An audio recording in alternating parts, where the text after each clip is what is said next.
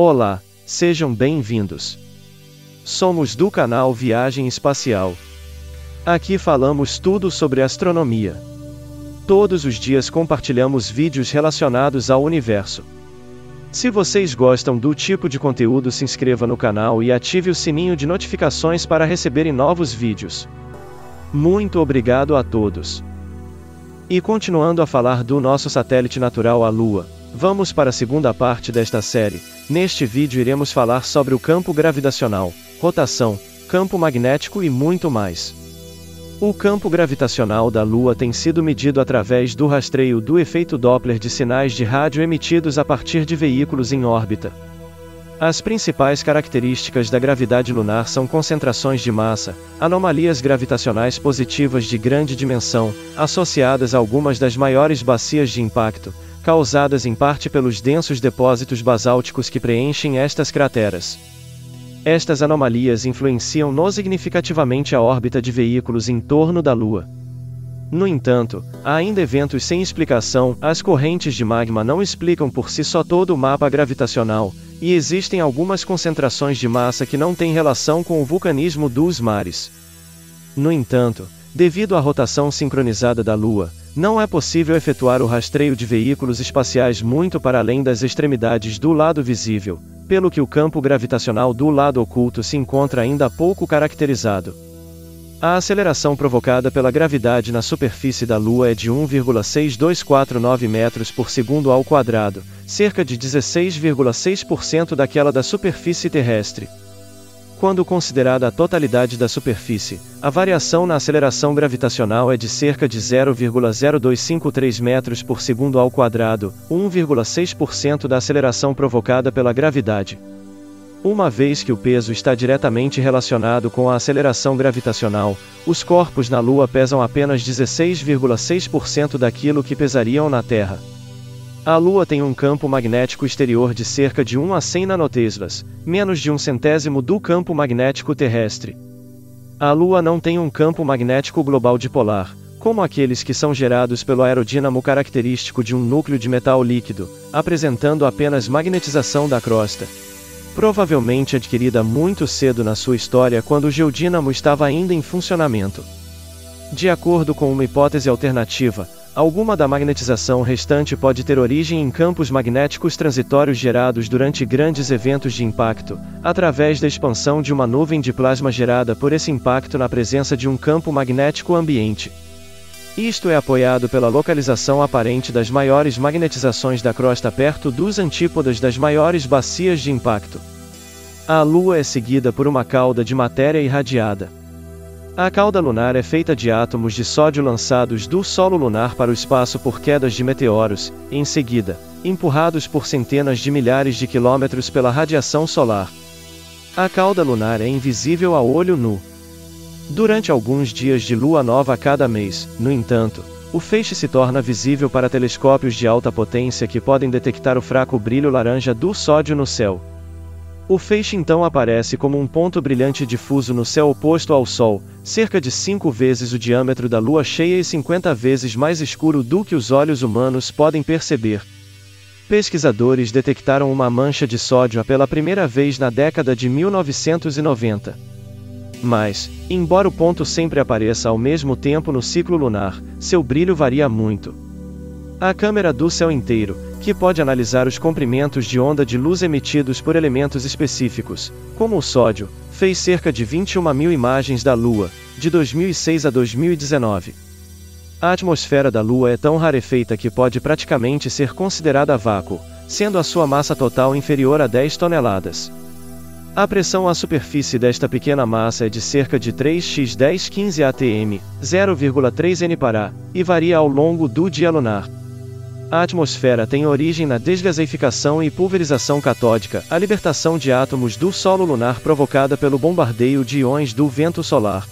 Entre os elementos detectados estão o sódio e o potássio, produzidos pela pulverização catódica, também encontrados nas atmosferas de Mercúrio e de Io, o hélio, 4. Produzido pelo vento solar, e argon, 40, radon, 222 e polônio, 210, desgaseificados após serem criados por decaimento radioativo no interior da crosta do manto.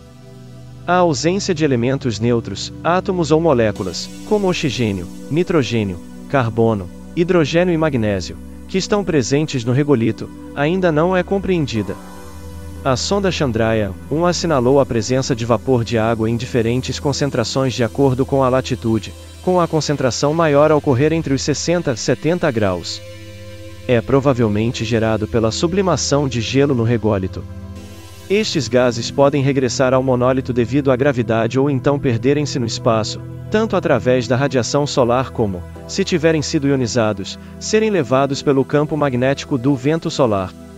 A inclinação axial da Lua em relação à eclíptica é de apenas 1,5424 graus, muito inferior aos 23,44 graus da Terra. Devido a isto, a iluminação solar varia muito pouco em função das estações do ano e os elementos topográficos desempenham o principal papel nos efeitos das estações.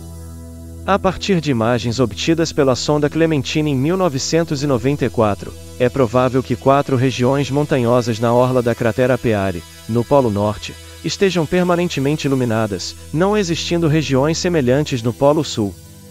De igual modo, há locais que se encontram em sombra permanente na base de várias crateras polares, sendo estes locais extremamente frios. A sonda lunar Reconnaissance Orbiter mediu a temperatura de verão mais baixa nas crateras do Polo Sul, registrando 35 K, menos 238 graus Celsius, e na cratera Hermite, no Polo Norte, registrando 26 K. Trata-se da temperatura mais fria alguma vez registrada por uma sonda espacial no Sistema Solar, inferior até a da superfície de Plutão.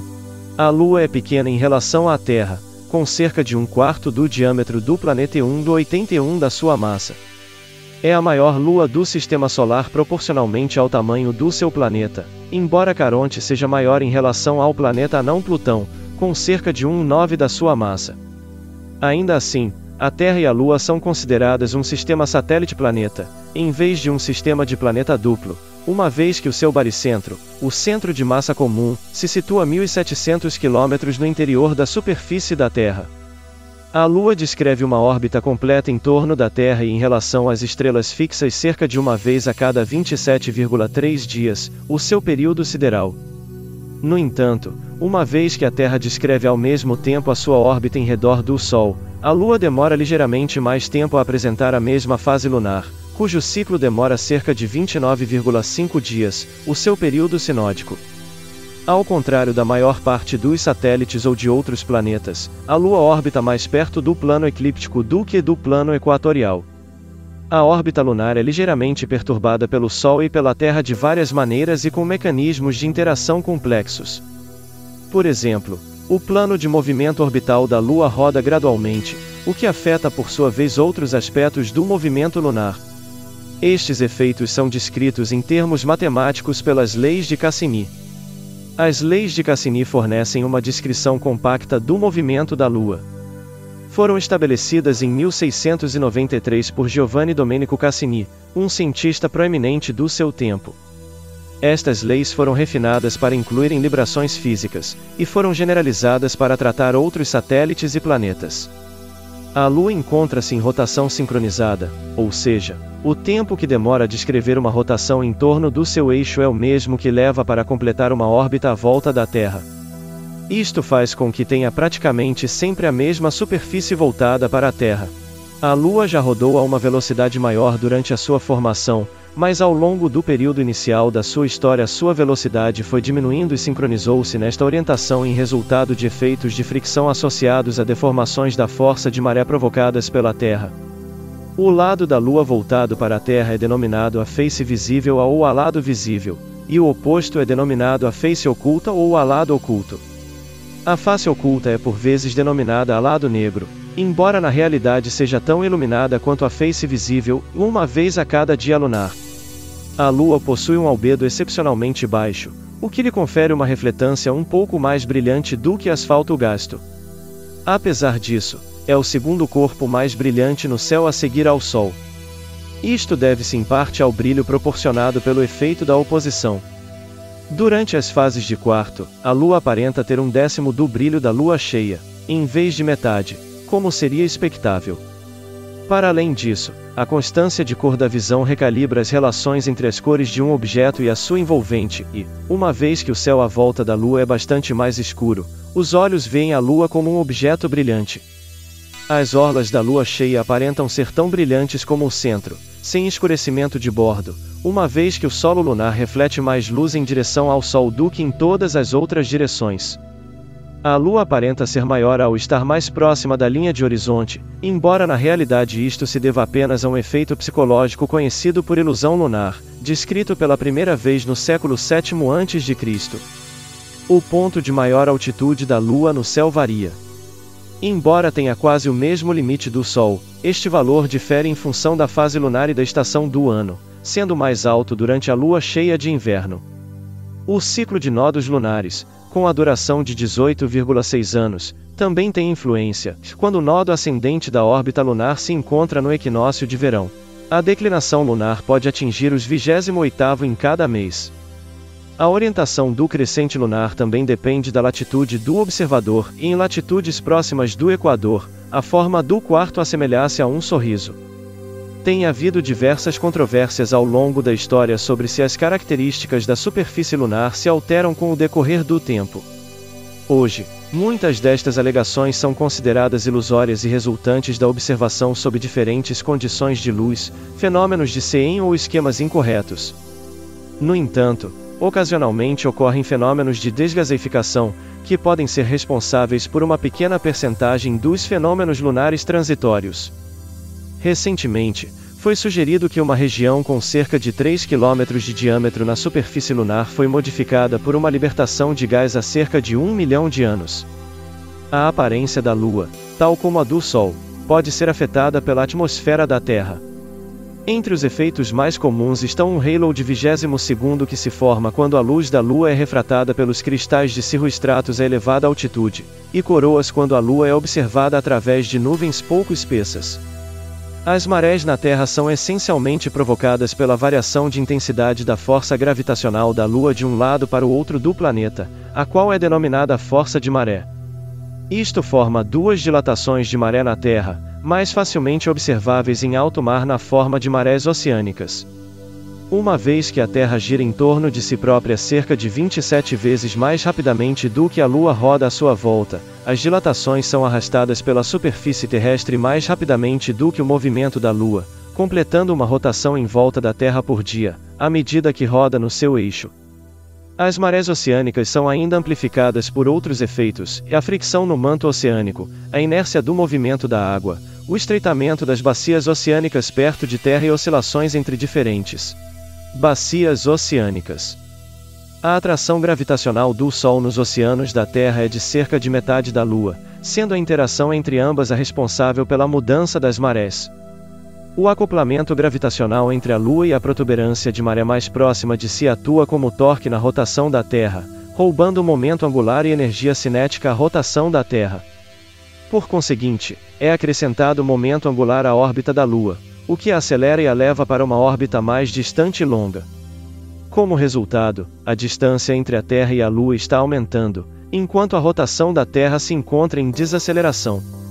As medições realizadas a partir de experiências com refletores de laser durante as missões Apollo revelaram que a distância da Lua à Terra aumenta anualmente 38 mm, embora isto seja apenas 0,10 partes por milhão por ano do raio da órbita da Lua.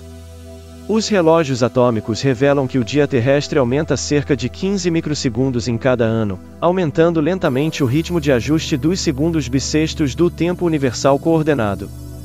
Se não houvesse interferências, o movimento de maré continuaria até que a rotação da Terra e o período orbital da Lua se sincronizassem. No entanto, muito antes desse processo se completar, o Sol irá transformar-se numa gigante vermelha que irá engolir a Terra. A superfície lunar também experiencia movimentos de maré, os quais têm uma amplitude de cerca de 10 centímetros ao longo de 27 dias, e dois componentes, e um fixo, devido à Terra, porque o satélite está em rotação sincronizada, e um variável, devido ao Sol. O componente induzido pela Terra surge a partir da libração, uma consequência da excentricidade orbital da Lua. Se a órbita do satélite fosse perfeitamente circular, só haveria marés solares. A libração também muda o ângulo a partir do qual a Lua é vista, permitindo que cerca de 59% da superfície possa ser observada a partir da Terra. Os efeitos cumulativos do estresse provocado pelos movimentos de maré produzem sismos lunares, os quais são muito menos comuns e menos intensos do que os sismos terrestres, embora, por outro lado, possam durar até 1 hora devido à ausência de água para amortecer as vibrações sísmicas. Os eclipses ocorrem apenas quando o Sol, a Terra e a Lua se encontram alinhados.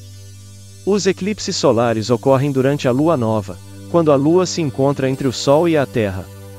Por outro lado, os eclipses lunares ocorrem durante a Lua cheia, quando a Terra se encontra entre o Sol e a Lua. O tamanho aparente da Lua é aproximadamente o mesmo do Sol, quando ambos são observados a aproximadamente meio ângulo de largura.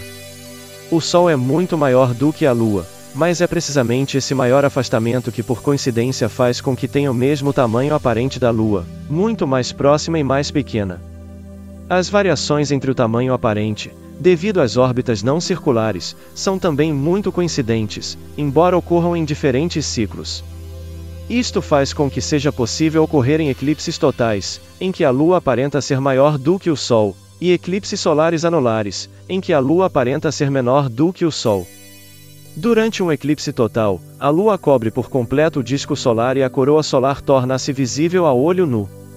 Uma vez que a distância entre a Lua e a Terra aumenta muito devagar ao longo do tempo, o diâmetro angular da Lua também está a diminuir. Isto significa que há centenas de milhões de anos a Lua cobriu por completo o Sol em eclipses solares, e que não era possível ocorrer em eclipses anulares. Da mesma forma, daqui a 600 milhões de anos, a Lua deixará de cobrir o Sol por completo, e só ocorrerão eclipses anulares. Uma vez que a órbita da Lua em volta da Terra tem uma inclinação de cerca de quinto em relação à órbita da Terra em volta do Sol, os eclipses não ocorrem em todas as luas novas e cheias. Para ocorrer um eclipse, a Lua deve estar perto da intersecção dos dois planos orbitais. O intervalo de tempo e recorrência dos eclipses é descrito no ciclo de Saros, que tem uma duração de aproximadamente 18 anos.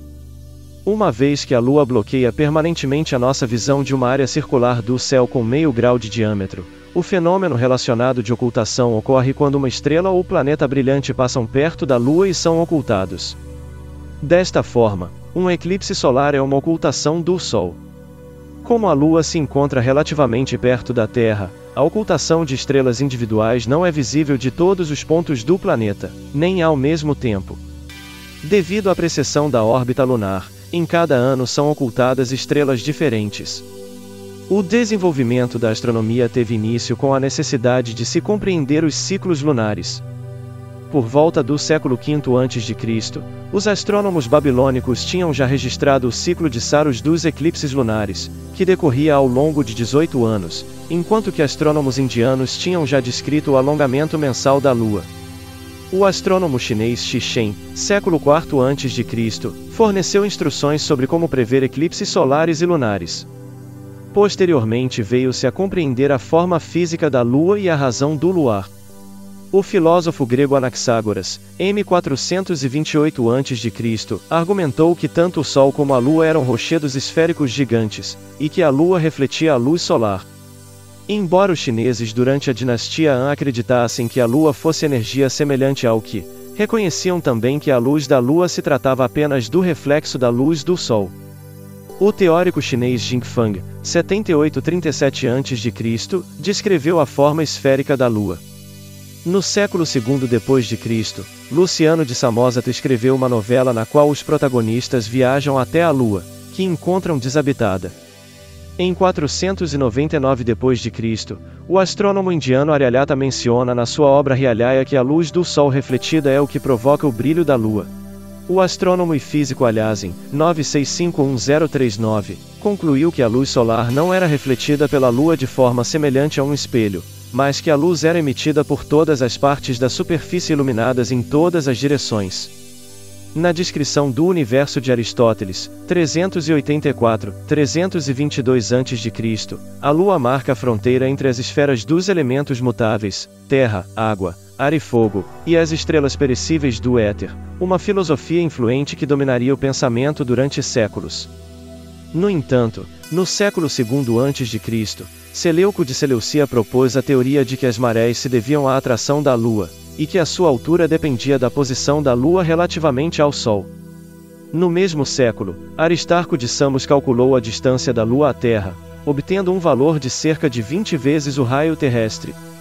Estes valores seriam mais tarde melhorados por Ptolomeu, 90-168 d.C., o qual concluiu que a distância média seria de 59 vezes o raio da Terra e que a Lua teria um diâmetro 0,292 vezes o diâmetro terrestre. Estes valores estão muito próximos da medida correta de 60,273, respectivamente. Arquimedes, 287-212 a.C., inventou um planetário através do cálculo de deslocações da Lua e dos planetas conhecidos. Durante a Idade Média, antes da invenção do telescópio, tinha-se vindo progressivamente a aceitar que a Lua era uma esfera, embora muitos acreditassem que era plana. Em 1609, Galileu foi um dos primeiros a cartografar a Lua através de telescópio na sua obra Sidereus Nuncius, fazendo notar que não era plana e que possuía montanhas e crateras. Seguem-se várias cartografias feitas através de telescópio. Em finais do século XVII, a obra de Giovanni Battista Riccioli e Francesco Maria Grimaldi proporcionou o sistema de nomenclatura de características lunares ainda hoje em uso.